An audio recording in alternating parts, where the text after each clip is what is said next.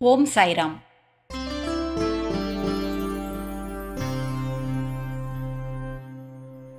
శ్రీ సాయి లీలలు అనంతములు. అట్టి లీలలు ఎన్నో మనం శ్రీ సాయి సచ్చరిత్రలు చదివాం. అవేగాక శ్రీ సాయి లీలా మాసపత్రికలో ప్రచురించబడిన మరికొన్ని భక్తుల అనుభవాలను తెలుసుకున్నాం. అదే సంకల్పంతో అనంతమైన శ్రీ సాయి లీలలను భక్తులకు తెలియజేయాలనే జిజ్ఞాసతో ఇటీవల నేను శ్రీ సాయి మహాభక్తులైన శ్రీ భక్త మహల్సాపతి గారి కుటుంబ సభ్యులను కలిసి కొన్ని సాయి లీలలను సేకరించడం జరిగింది. వాటిలో ఒకటి ఈరోజు మీ ముందు ఉంచుతున్నాను. లీలామానుష వేషధారి అయిన భగవత్ స్వరూపుని తొలిసారి సాయి అని పిలిచి నామకరణం చేసిన గొప్ప భక్తుడు శ్రీ మహల్సాపతి. శ్రీ సాయి మహల్సాపతిని ఎప్పుడూ భక్త అనే సంబోధించేవారు. అలా మహల్సాపతి పేరు ముందు భక్త అనే పదం చిరస్థాయిగా నిలిచి ఉండిపోయింది. అలా వారి పేరు భక్త మహల్సాపతిగా స్థిరపడిపోయింది. మహారాష్ట్రలో వర్కారీ సంప్రదాయం విశేషమైనది. ప్రతి ఆషాఢ కార్తీక మాసములందు ఏకాదశి తిథులలో పండరీపురం వెళ్ళి శ్రీ పాండురంగని దర్శించడం వారి ఆచారం. అదేవిధంగా షిరిడీలోని శ్రీ ఖండోబా మందిరంలో ప్రధాన అర్చకులైన మహల్సాపతి వారి ఆచార పరంపరలో భాగంగా జేజురిలోని ఖండోబా మందిరానికి షిరిడీ నుండి పల్లకి మోయడం ఆనవాయితీ. ప్రతి సంవత్సరం మాఘశుద్ధ పౌర్ణమి రోజు జేజురికి చేరి ఖండోబాని పూజించడం వారి ఆచారం. 25 మంది భక్త బృందంతో కలిసి మహల్సాపతి జేజురికి వెళ్ళడానికి అన్ని ఏర్పాట్లు చేసుకున్నారు. కానీ ఆ సంవత్సరం ప్లేగు వ్యాధి భయంకరంగా విస్తరించి ఉంది. రోజులు గడుస్తున్న కొద్దీ మహల్సాపతి గారికి ఆందోళన అధికమవుతోంది. అనుకున్న విధంగా జేజురి ప్రయాణం జరుగుతుందా లేదా అని భక్త బృందం భయపడసాగారు. అదే సమయానికి ప్రభుత్వం ప్లేగు వ్యాధి ప్రబలకుండా రాకపోకలపై కూడా కొంత నిషేధం విధించింది. దిక్కుతోచిన మహల్సాపతి శ్రీ సాయిని దర్శించి సమస్యను వివరించి మార్గం చూపమని ప్రార్థించాడు. ప్రయాణం జరిగి తీరాలని, వెనుకడుగు వేయవద్దని మహల్సాపతికి గట్టిగా చెప్పారు శ్రీ సాయి.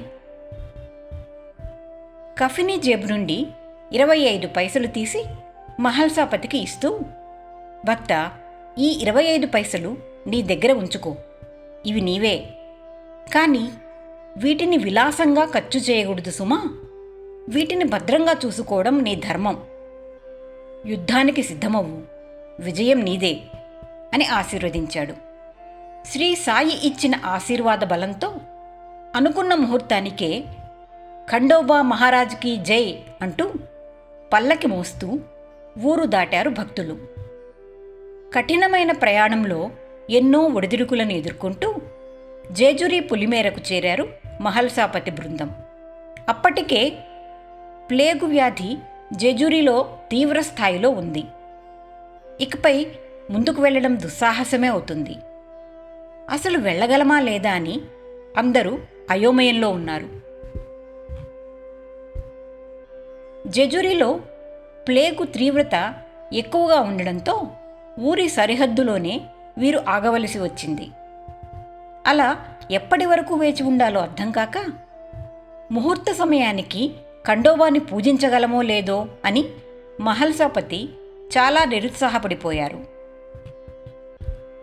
చేసేది లేక పల్లకీని కిందకి దించి కొంచెం దూరంగా ఓ చెట్టు కింద కూర్చున్నాడు. ఇంతలో ఒక్కసారిగా ఆయన ముందు శ్రీ సాయి ప్రత్యక్షమైనారు.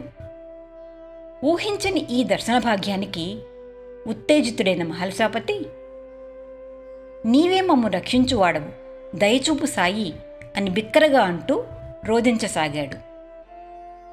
మిగిలిన భక్తులందరూ పరిగెత్తుకు వచ్చి మహల్సాపతిని తట్టి లేపారు. కళ్ళు తెరిచి చుట్టూ చూశాడు మహల్సాపతి. అక్కడ ఎవరూ లేరు.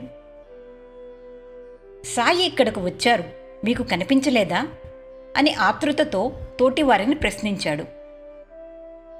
లేదు మహల్సా, నీవు బిక్కరగా సాయి అని అరిస్తే మేము వచ్చాం, ఇక్కడ ఎవ్వరూ లేరు అని వారంతా అన్నారు. తెప్పరిల్లి ఒక్క క్షణం ఆలోచించాడు మహల్సాపతి. ఆపై ఒక్క ఉదుటను లేచి, పదండి, ఇది శ్రీ సాయి మనకు ఇచ్చిన సూచన. సాయి మన వెంట ఉండగా ఇక మనకు భయం లేదు అంటూ పల్లకి అందుకుని ఊరిలోకి ప్రవేశించాడు. ఆపై ఎటువంటి ఆటంకం లేకుండా ఖండోబా గుడికి చేరి మిక్కిలి ఆనందంతో ఖండోబాని అందరూ పూజించుకున్నారు. అందరూ సంతోషంతో తిరుగు ప్రయాణమైనారు. షిరిడీకి చేరిన వెంటనే నేరుగా అందరూ ద్వారకామాయికి చేరి శ్రీ సాయిని దర్శించారు. మిక్కిలి వినయంతో శ్రీ సాయి చెంతకు చేరి పాదాలకు నమస్కరించాడు మహల్సాపతి. వెంటనే శ్రీ సాయి, భక్త, జెజురిలో ఏమైంది నీకు? నేను నీ వెంట జెజురీ వచ్చాను, నువ్వు పల్లకి వదిలి అలా దూరంగా కూర్చుంటే ఎలా అని అడిగాడు.